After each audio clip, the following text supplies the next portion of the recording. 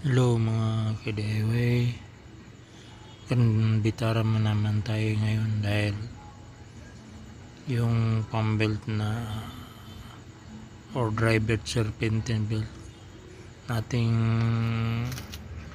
in-install ay nasira naman. Pangatlo na ito na serpentine belt, at itong pangatlong belt ay natanggal naman. Tingnan natin bakit, anong nangyari dito, dahil marami palaging na tatanggal yung belt kahit wala namang problema. Titingnan natin yung adjuster niya or yung tensioner niya na pulley. Tingnan natin, matanggalin natin yung tensioner pulley, baka mayroong problema. Mag-intro muna tayo.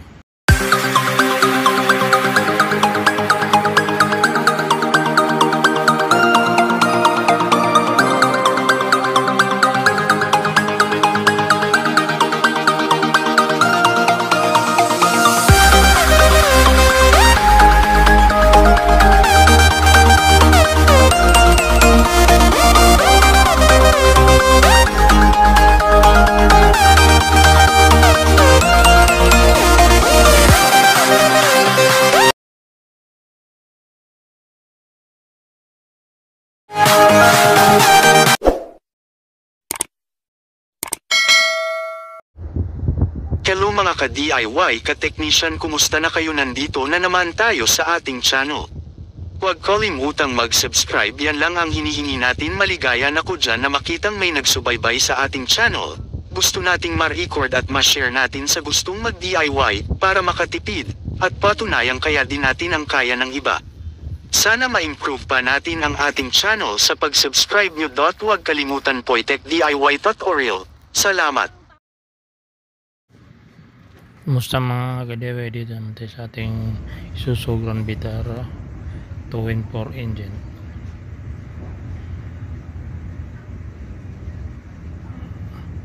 Ito yung ating pagkita sa ating pangtanggal ng tensioner na pulley. Kuha ito sa isang kamera natin, idiniretsunan natin pag-record sa isang camera natin dahil matagal pa natin kung i-transfer pa natin via Bluetooth. Ito yung kanyang pulley, tinanggal natin. Hindi ito matanggal ang kanyang bis kung hindi tatanggalin kanyang pulley. Unahin mo sa baba, sa pulley, tanggalin mo pulley, din sa baba na bolt, tsaka itaas. Yung itaas nito ay naiwan ang bolt niya dahil yung chassis niya ay nabalik tungo sa taas. Ngayon, pag nilagay na yung belt, pag andar mo kaya mag-vibrate na masyado, madisalign yung belt saka matanggal yung belt. Minsan yung unang rope sa pulley ng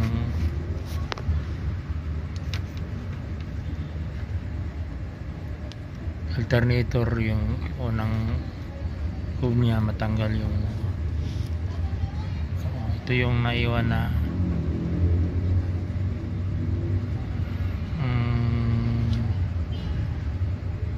chassis ng naputol. Ito yung bolt na Allen bolts, hexagonal bolt. Kailangan mo ito ng Allen. Ito yun, natanggal na natin yung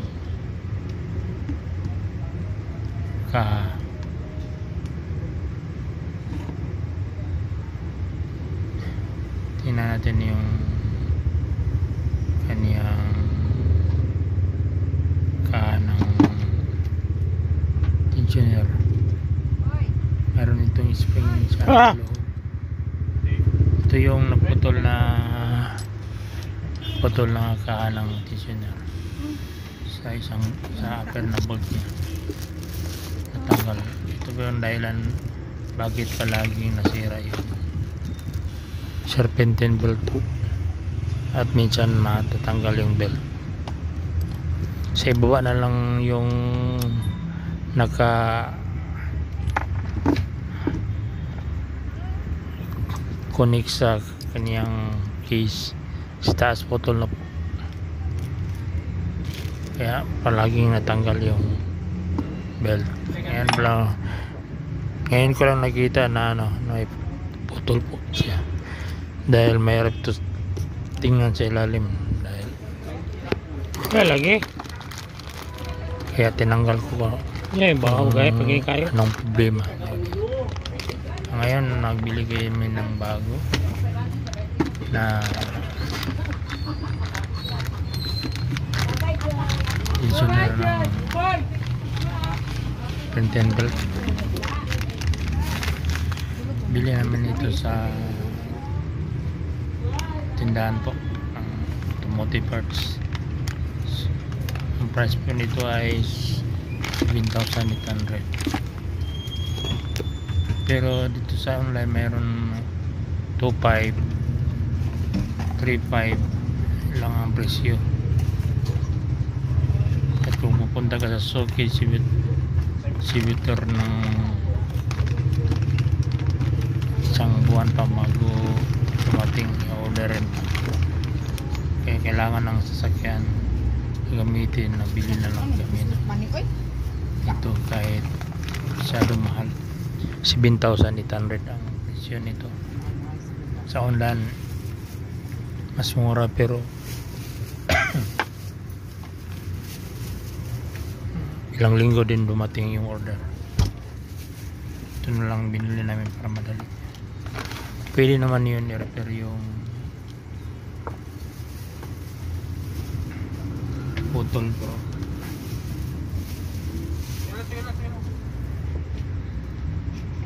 Tagalan pa. Ito yung kanyang volt.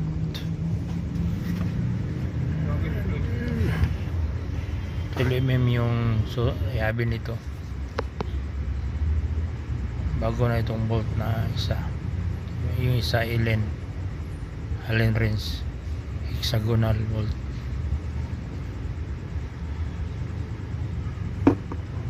Kaya pala hexagonal lang ginagamit doon dahil paggamitan ng bolt na 12mm hindi pwede malabas dahil mababangga sa water pump na pulley. Gagamitan mo ng hindi Allen na bolt, kailangan tanggalin mo yung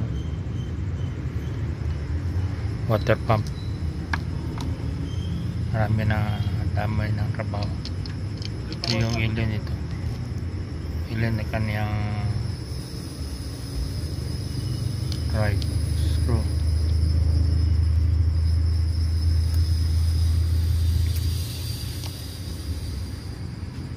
Nirapan ako tagal dahil hindi pa ko nakita yung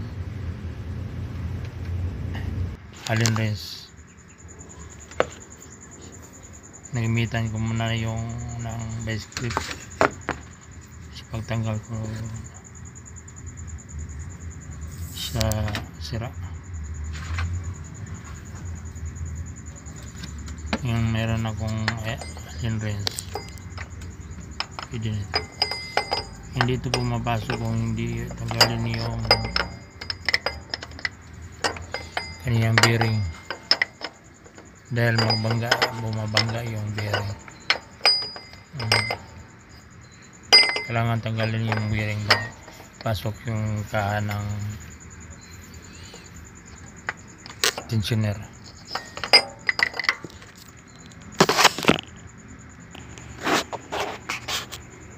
Tulad ng pagtanggal nito, yung sira niya, kailangan tanggalin din yung bearing. Pag na install na yung dalawang bolt, 12mm at saka yung allen wrench. Bago pa natin ilagay yung bearing niya, tanggalin muna natin yung bearing para madaling mapasok doon sa kanyang lagyan ng piston.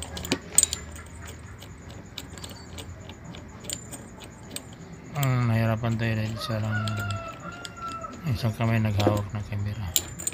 Mag-isa lang tayo dito nag repair ng ating sasakyan. Ito na yung kanyang bearing. Lagay muna natin ito at iunan natin ito na install.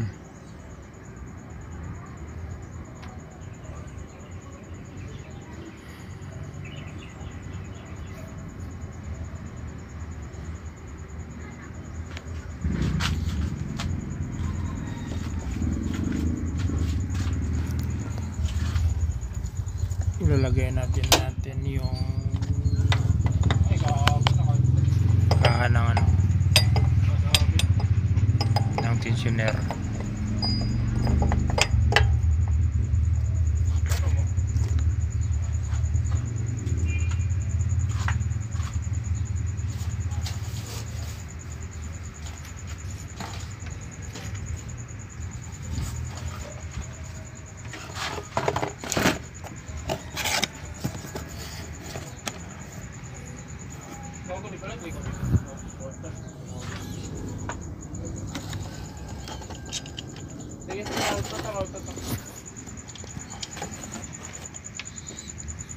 Nahirap tayo talaga yung camera ang tigawak, isang kamay lang ginagamit.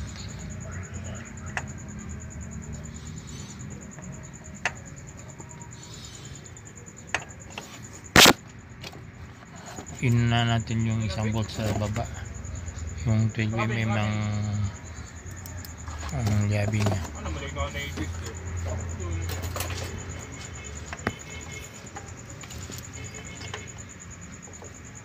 Ito yung allen wrench.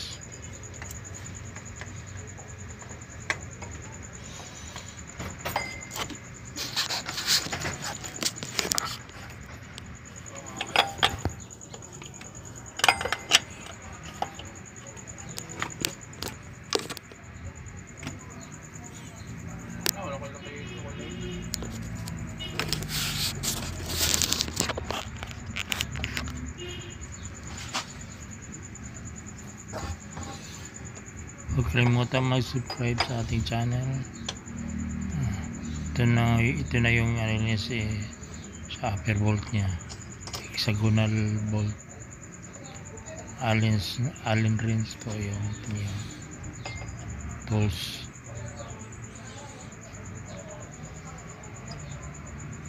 Kung hindi hexagonal yung bolt nito, yung 12mm mag-immediate, kailangan tanggalin talaga yung pulley o yung pulley ng water pump,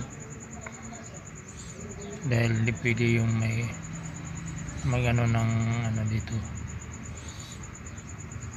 sakit dahil mabangga sa pulley. Ang allen wrench okay ra yung pwede yung allen wrench lang. Ang bolt ng hexagonal, tayo pang ikot nito allen wrench. Nagkadaga natin ng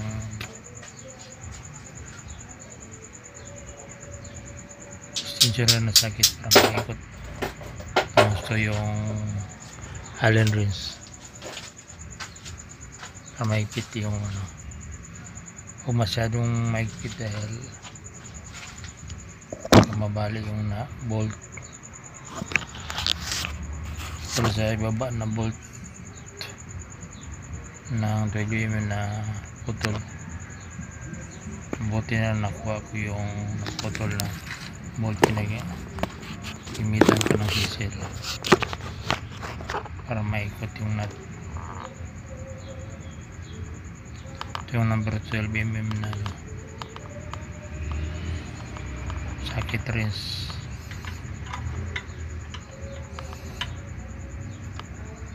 Kailangan ng socket wrench na 12mm na taas. Ibidi yung exit. Mahirap lagyan ng ano.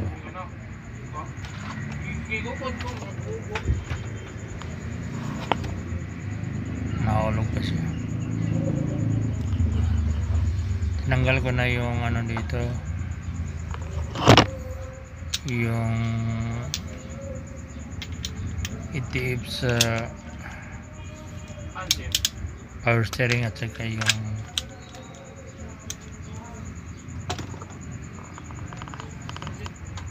punduhanan ng ano, cooler sa alternator. At least na petrol lang, hindi na narinig. Handa na natin ng pag-ipit dahil sobraan maputol yung bolt.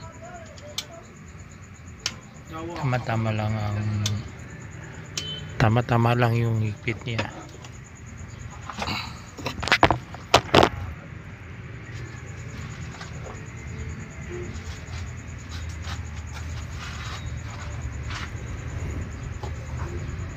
Salamat sa mga nag-subscribe. Mayroon na tayo 460 na subscriber sa ating channel. Medyo sa gitna pa tayo ng 1,000. Hindi pa tayo nakarating sa wala ka pa tayo rikay ka dito.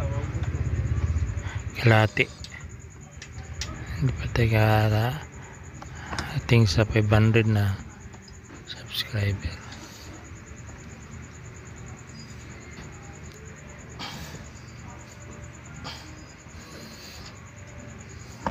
Ito na yung lens. Mahigpit na yung ano natin sa alien wrench.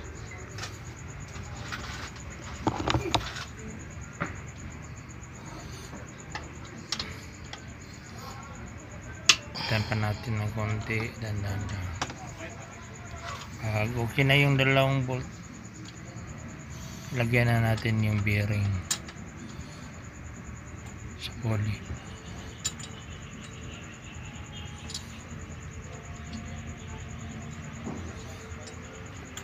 Poly bearing niya. Last natin yan install.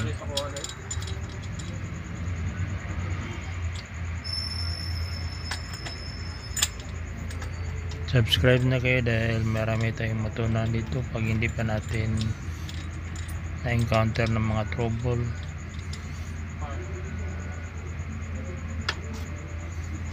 Mayroon tayong guide paano natin install, hindi tayo mahirapan.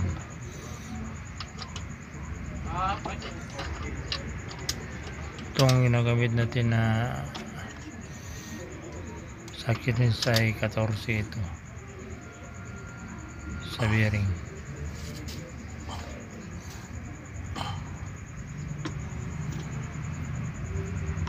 Itong bearing ay poly niya ay mag-adjust yan sa kaniyang serpentine belt.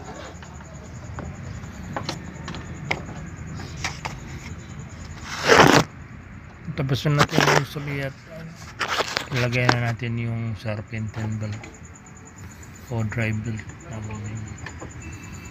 Marami itong connection, alternator sa kaniyang pump, sa kaniyang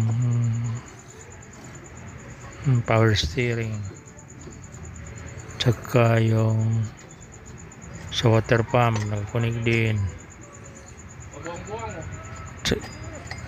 Pangatlo yung aircon nakakunik din nitong na belt. Tatlo ang gamit nito, aircon, alternator, aircon, water pump. Apat pala. Alternator, power steering, pump, water pump, Tangkel ko at saka aircon compressor.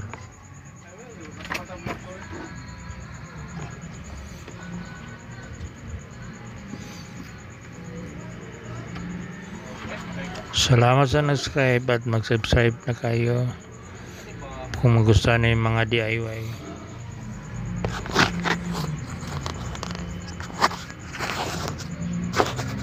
Kailangan natin 14 yung para mapasok natin yung belt sa tensioner. 14 na socket wrench. Hindi natin sa pababa dari yung adjuster ng pulley ay mag-adjust at pasok yung belt.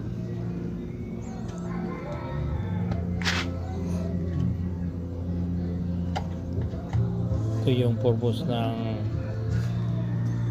tensioner pulley para mag-adjust siya. Pag mapasok na siya, ilay mo ng gusto.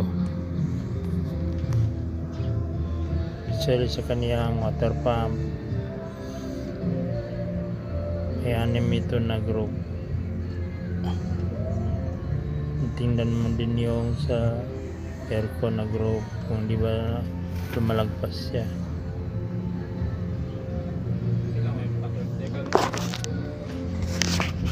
Alternator niya at saka kanyang power steering. So kailangan nakalain lahat ng belt. Ito na mga ka-DIY, tapos na natin na-install yung balik na lang natin yung kanyang water reservoir at saka itong itip ng power steering. Kaya lang po ang ating DIY ngayon. Maraming salamat sa naning